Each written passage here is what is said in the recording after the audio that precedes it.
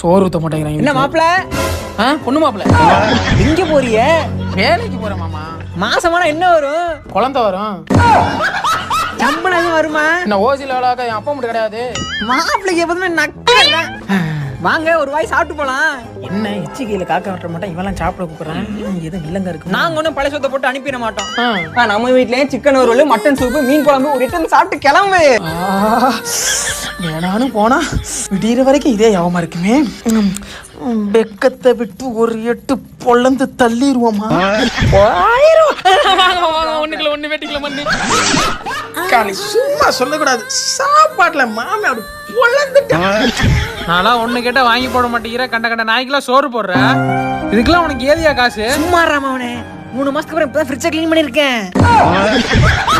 தெரிஞ்சுக்கிட்டேன் உலகம் புரிஞ்சுக்கிட்டேன் கண்மணி.